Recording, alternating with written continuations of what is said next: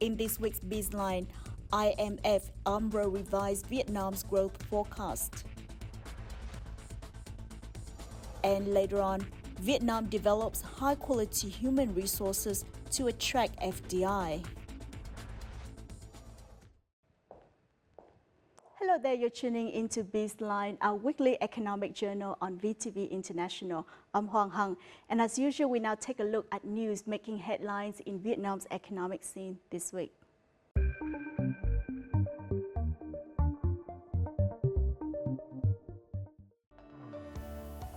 Despite the global economic crisis, Vietnam's growth has remained stronger than that of most other countries in the world, making it an attractive destination for foreign manufacturers, according to insiders. Paulo Metis, head of the International Monetary Fund 2023 Article 4 mission to Vietnam, stated that Vietnam's economic growth is projected to recover in the second half of 2023, reaching around 4.7% for the year, supported by a rebound in exports and expansionary domestic policies. Meanwhile, according to the ASEAN Plus 3 Macroeconomic Research Office (AMRO) quarterly update, Vietnam's growth forecast for 2024 has been raised to 7.6% from last April's projection of 7.1%, reflecting signs of an emerging turnaround.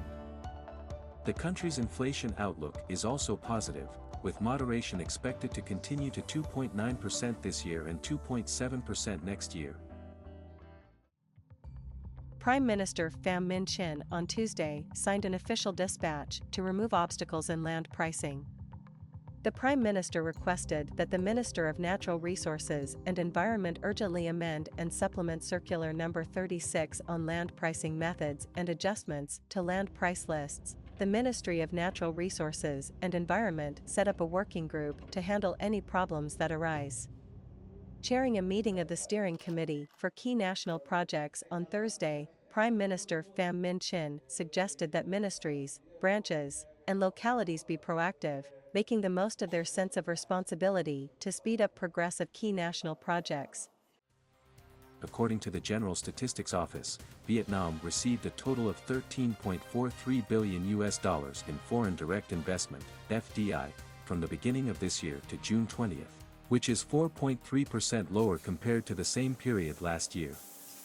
During this time, there were 1,293 newly registered projects with a combined capital of $6.49 billion, representing a 71.9% increase in the number of projects and a 31.3% increase in capital compared to the same period last year. The majority of these new projects were in the fields of processing and manufacturing, as well as real estate. In the first half of this year, FDI disbursements reached $10.02 billion, up 0.5% year-on-year.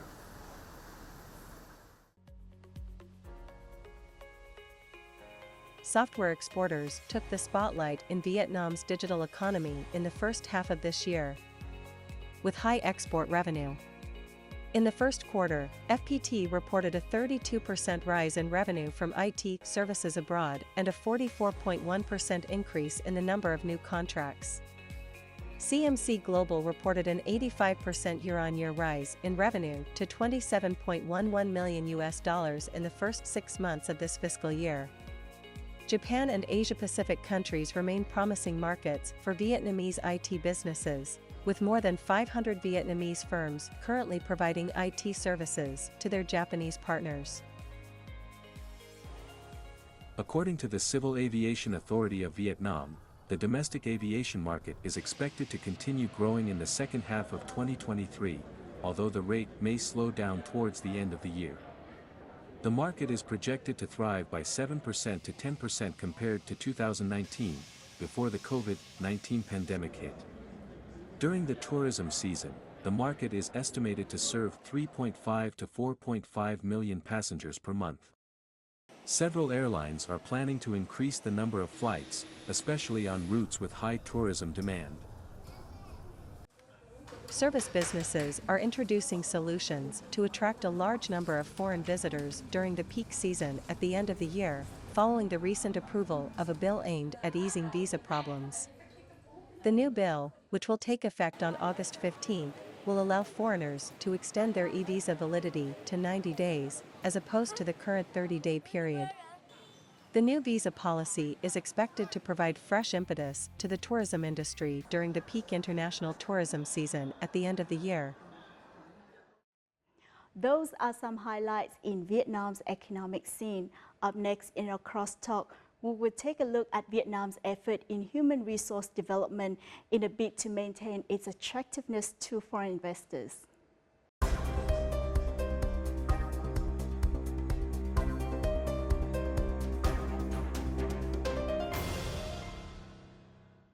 In recent years, Vietnam has emerged as a manufacturing powerhouse thanks to changes in global supply chains and the availability of competitive labor costs. However, the growing demand for high-quality labor may raise concerns for businesses interested in setting up manufacturing hubs in the country.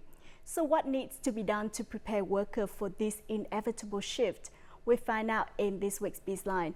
First, let's take a look at Vietnam's labor market situation in the following video.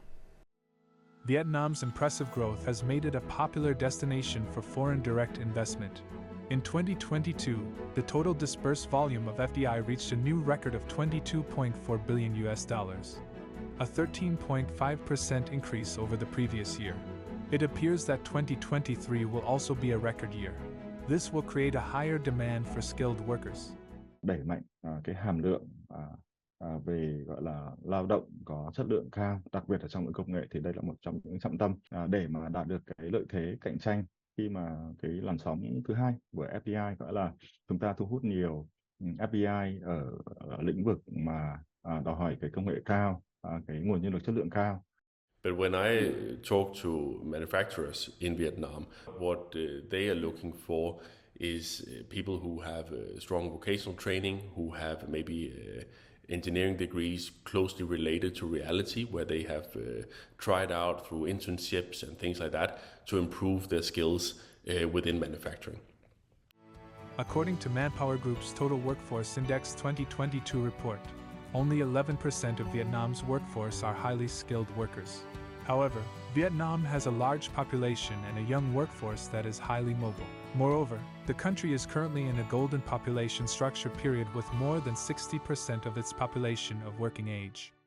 Cái nền kinh tế Việt Nam muốn phát triển mạnh mẽ hơn nữa thì phải thực sự nắm bắt được cái thời cơ khi mà cái dân số của chúng ta đang ở cái thời kỳ mà dân số vàng như vậy. Việt Nam vẫn được coi là một trong những cái quốc gia mà có cái chi phí về lao động hợp lý.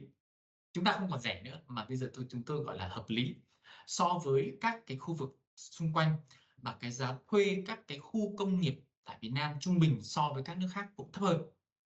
Thì đây là những cái điều kiện rất là tốt để cho các doanh nghiệp họ cân nhắc Việt Nam khi mà đầu tư vào.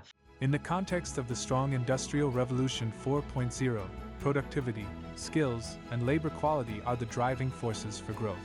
Therefore, improving the skills of Vietnamese workers will help retain foreign investors in the long term and contribute to future economic growth.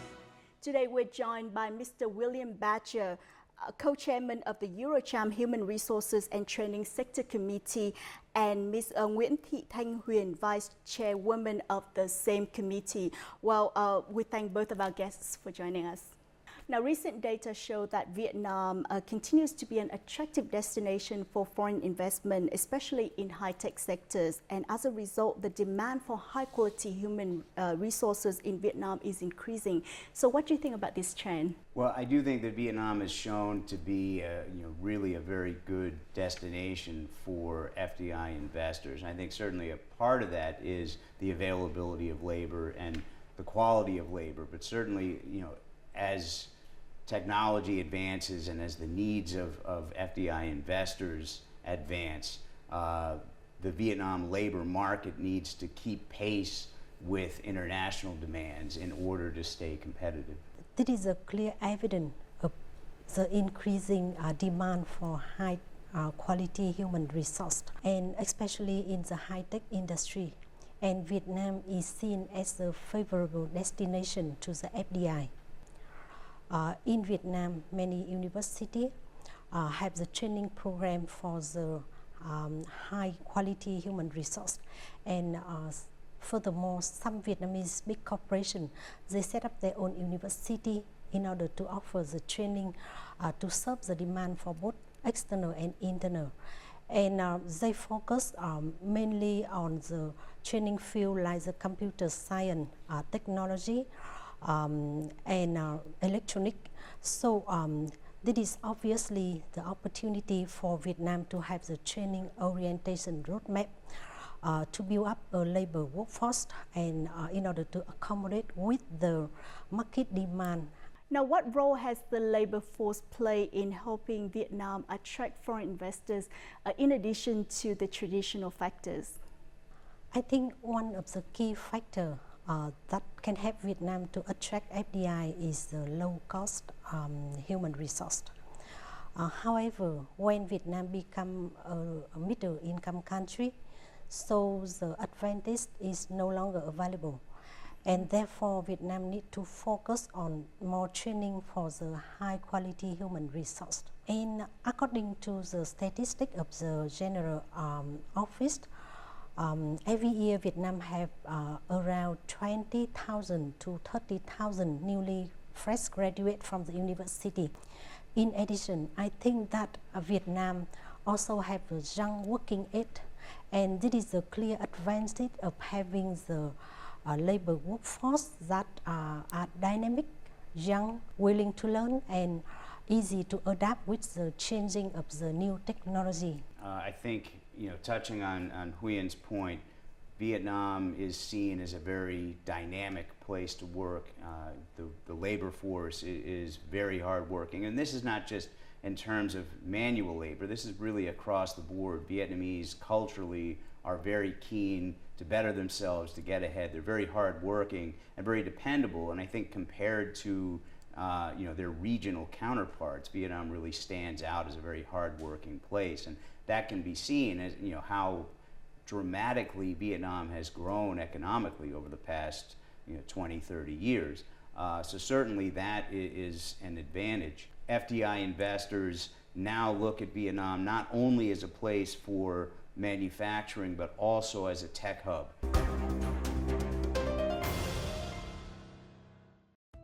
The National Committee on Digital Transformation reports that technology human resources in Vietnam only make up approximately 1.1% of the current workforce. However, the demand for trained human resources in information and communications technology in Vietnam is constantly rising, with frequent shortages felt by domestic and foreign businesses alike. For many years, this enterprise has scouted its future generations of employees through internship programs with universities. I think it's important to have industry and academia working closer together. We have an internship program that we run every year, and we try and attract students across the total population in Vietnam. We look for gender diversity as well, by the way, so we're very much focused on empowering more women in ICT actually, and we see that as a big future trend in Vietnam. In this business, attracting and retaining employees are equally important. The enterprise successfully recruits nearly 1,000 engineers every year, half of whom are fresh graduates, thanks to its long-term plan for human development in accordance with business culture cultivation.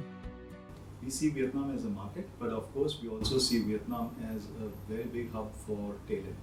In our software industry, it is very important to have the right talent, best of the best talents, and also retain them.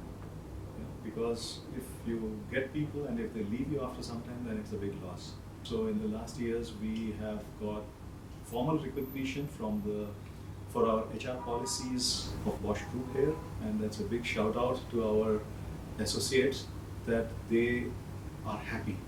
They're happy to work for Bosch and they're able to contribute.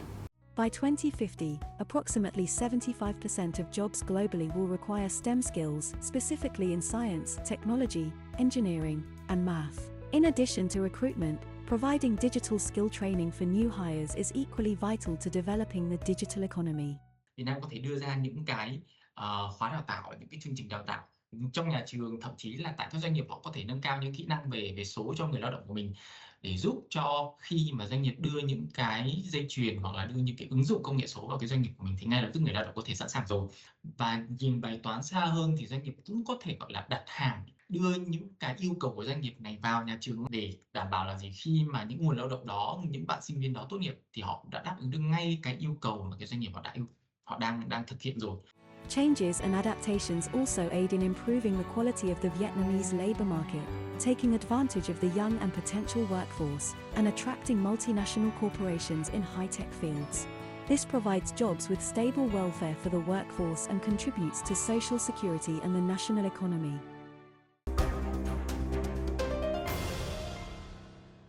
Now, many enterprises, including ones invest in high-tech sectors, still face difficulty to recruit skilled and high-quality workers. So what improvements should be made so that Vietnamese laborers can meet market requirements and thereby maintain its attractiveness to foreign investors? There could be more collaboration directly between enterprises and educational institutions, especially at a local level, nearby where enterprises are actually doing the hiring. And in terms of working with education institutions and also the education leadership to implement courses and training programs that are needed for enterprises to be able to recruit the right types of workers. So I think it really starts at a local leadership level and then working with schools, not only universities, but also with high schools and vocational training centers at local levels to be able to provide the right kind of training. I think the schools themselves need to get input from the enterprises for what kinds of programs that they need, what skills are lacking, and how they can bridge those gaps. I think there's a lot that enterprises can do in terms of offering scholarships, offering internships to enable potential new recruits to come in and get a feel and understanding for what these kinds of jobs are going to entail. So really it comes down to more collaboration at all levels. According to the PCI report recently, some of the foreign investors, they are not really happy about the quality of the worker, and they have to retrain or provide additional training for the newly recruited worker before they can take the job. In order to solve the issue, the enterprise should be proactive in collaboration with the training institution. They need to align the training program with the practical requirement from the enterprise. And in fact, some universities, they already started to conduct the international inspection of the training program to standardize their training quality. And they provide the soft skill training.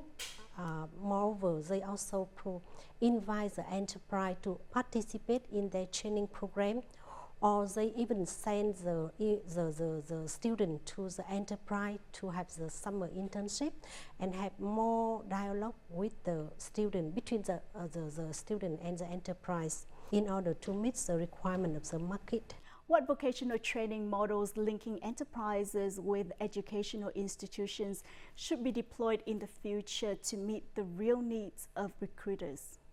Working directly, keeping a dialogue both at the national level and at more of a regional and local level, so that educational institutions understand what is needed. What does a high-tech FDI investor need from its employees to be able to have new graduates enter the workforce and be ready to work? I think there certainly is room for improvement in terms of creating job-ready graduates, both from the university level and from the vocational and high school levels. So I think enterprises should initiate train-the-trainer courses with educators to help implement the programs that they need that will in turn make graduates more successful. So there's quite a few investors that have set up their own training centers. The Vietnam-Singapore Vocational College is a good example of this at the Vietnam-Singapore Industrial Park, the Zoom Quad College of Technology. There's a number of these kinds of training centers that have been very effective. I think also taking advantage of online learning. The world is available at your fingertips today, and the advent of online learning has really dramatically changed the way education is delivered. The tech sector is changing constantly, and all of us, and not only in manufacturing, but every one of us, myself included, have had to adapt to a changing work environment. This is true for all careers. So making sure that people understand, that educators understand, that departments of education understand what is needed, what to help support FDI investors to not only create jobs but also create job-ready employees that can be successful. With the rapid development of new technologies, many traditional jobs are gradually disappearing or being replaced, while many new positions are being created. According to the latest Global Risks Report 2023 issued by the World Economic Forum, artificial intelligence, AI, and technology are expected to displace around 85 million jobs by 2025. Experts believe that it is crucial to train the existing workforce to meet the requirements of the digital economy. Đối với công nghệ số chẳng hạn thì chúng ta cần phải nghiên cứu kỹ là những cái nghề nào sẽ xuất hiện với tác động của công nghệ số và kỹ năng nào mà cần thiết cho cái người hành nghề. Thì như vậy là chúng ta sẽ có một cái bức tranh đầy đủ những cái kỹ năng sẽ cần yêu cầu mới và những cái kỹ năng mà cần phải rèn giũa thêm. Thì trên cơ sở đó, cái việc mà xây dựng một cái chỉ dẫn nghề nghiệp cũng như là chỉ dẫn kỹ năng thì đấy là một cái mà tôi nghĩ là chúng ta nên làm để không chỉ là phát triển kinh tế xã hội mà đây là cái nguồn nhân lực mà để chúng ta còn thu hút cái vốn gọi là FDI với chất lượng cao. The rapidly evolving technology necessitates a continuous update of digital skills for employees. Những người lao động họ cũng cần phải có những cái khả năng tự học hỏi. Nó sẽ giúp cho người lao động có thể thích ứng với những cái sự biến động về tốc độ thay đổi nhanh chóng trên toàn cầu. Họ có thể tự thay đổi những cái bộ kỹ năng mà không còn phù hợp với doanh nghiệp và học thêm những cái bộ kỹ năng mới để có thể tăng khả năng tìm việc của họ, cũng như là tăng cái khả năng đáp ứng khi mà những doanh nghiệp này họ đưa vào những cái dây chuyền hoặc là họ có những thay đổi về những bộ kỹ năng trong doanh nghiệp của họ và yêu cầu người lao động họ cần phải đáp ứng được. According to experts, Vietnam needs to change its approach to human resource development with a greater emphasis on practical training. This could involve the establishment of vocational schools or courses in order to equip students with the skills they need to start working immediately after graduation. This is especially important for those seeking employment at high-tech FDI enterprises. As a representative of a large foreign business community in Vietnam, what recommendations do you have for ministries, departments, and sectors to invest in building high-quality human resources in the future? I think maintaining a constructive dialogue with the FDI sector is very important. I think Vietnam has been very proactive in terms of maintaining a constructive dialogue. Certainly at the training level, I think the Ministry of Education and Training has done a great job in supporting international education investors and has done an excellent job in promoting collaboration between Vietnamese education institutions and international education institutions. So these kinds of collaborations and these kinds of investments, I think, really will help Vietnam for the long term in terms of both creating the next generation of highly skilled vocational workers and also creating the next generation of business leaders in Vietnam. How will the change and adaptation help Vietnam's labor force to gain competitive advantages in attracting FDI in the future? I think this is not only the story of the enterprise, but also as a stakeholder, including the training institution, including the students themselves, and the government also play very important role in having the planning and building up the national strategic roadmap for training of high quality human resource in order to accommodate with the fast changing labor market. Vietnam has made a great move that we will be carbon neutral by 2050. That process will create jobs, but will also require new skills. shifts to AI and incorporating AI will create jobs but also lose some jobs, and it will require workers to learn new skills and be adaptive.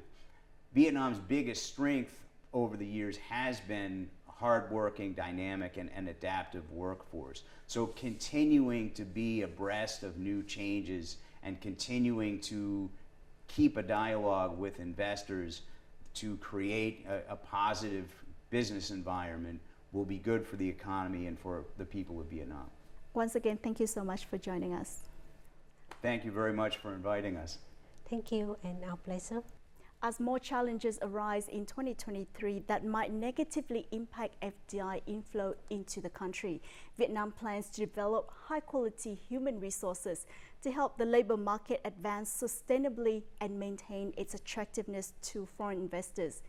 Vietnam has long maintained that advancing into the high-tech industry is the next natural progression in its development. This in turn will require a substantial supply of skilled labor. Education will be key to making this a reality and providing the necessary skills and knowledge to the workforce. Ultimately, this will make the country more attractive to foreign investors in the long run. Thank you for tuning in to this edition of Bizline. Stay with us for more content, or if you're on the go, download our app VTV Go from App Store or Google Play for more news and entertainment. Until next time.